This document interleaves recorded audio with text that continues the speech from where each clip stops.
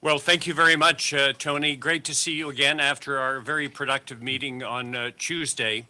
Um, I really welcome the commitments that Prime Minister Trudeau and President Biden made on the roadmap, which in fact mirrors many of the themes that you raised in your own confirmation hearings to renew U.S. leadership and diplomacy. This is a particularly important time as we continue to face the COVID-19 pandemic. Both Canadians and Americans have been impacted by this pandemic and have suffered losses and faced many challenges in this crisis. I think you'll agree with me, now is not the time for our two nations to turn inward. It's important that we work together to fight COVID-19, support our citizens, and ensure that a sustainable and inclusive economic recovery can happen. It's also important that we maintain the integrity of our cross-border supply chains.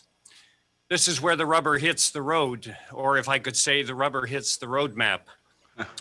The Canada-US trade relationship is balanced, fair, and highly complementary in many areas, including the manufacturing, technological, agri-food, and energy sectors, just to name a few. We have a lot of work ahead of us, and the roadmap, I think, charts a course for Canada and the United States to partner and to tackle many challenges, including the ones that we're going to discuss today. I note the emphasis on diversity and inclusion in the roadmap, as well as your announcement earlier this week, creating a new Chief Diversity and Inclusion Officer at the State Department.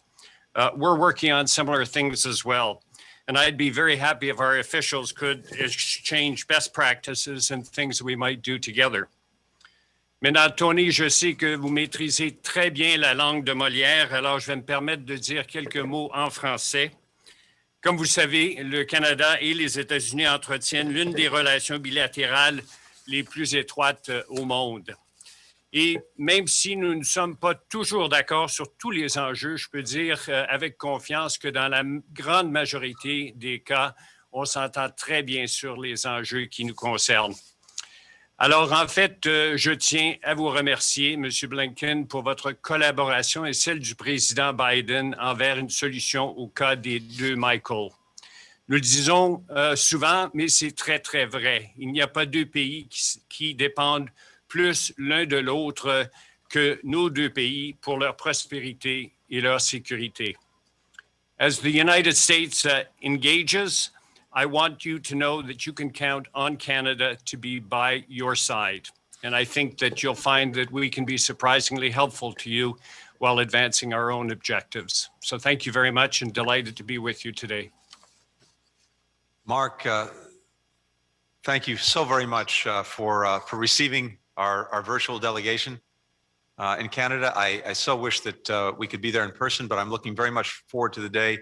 I think sooner rather than later when we'll actually be able to do that, and also to see you here in Washington. Like you, I'm so pleased that our leaders were able to spend real quality time together a few days ago, and to review and renew the U.S.-Canada partnership, particularly part of the roadmap. And I subscribe to everything that you said, but we have an incredibly broad and deep agenda to go through and to cover. It's hard to think of two countries whose destinies are more connected, more intertwined than ours.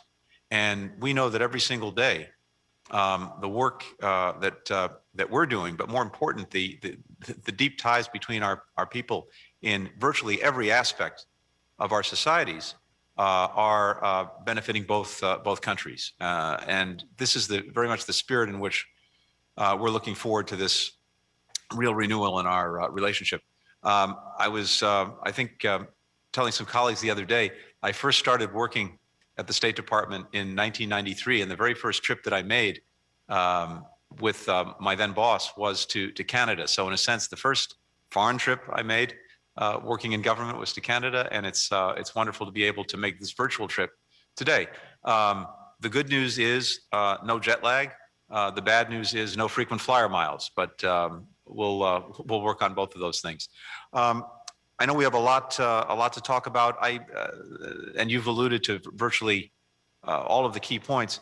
I would say one of the things that's so important is that when we're working together, especially on the many global challenges that confront both of our countries and both of our peoples, we are really democratic and diplomatic force multipliers for each other. And that's something that the United States places great value in. En tous les cas, je suis très content de retrouver tous nos amis canadiens, de pouvoir travailler ensemble sur les dossiers qui ont un impact sur tous nos citoyens. Ce n'est pas quelque chose de disconnecté avec la vie de nos concitoyens. Au contraire, ce que nous faisons, ce que nous œuvrons ensemble, le but, c'est d'améliorer leur sécurité, leur prospérité, leur opportunité, l'espoir que nous avons tous de mener une meilleure vie. Et c'est dans cet esprit que nous travaillons ensemble. So thank you so much for welcoming us today, and let's get down to work.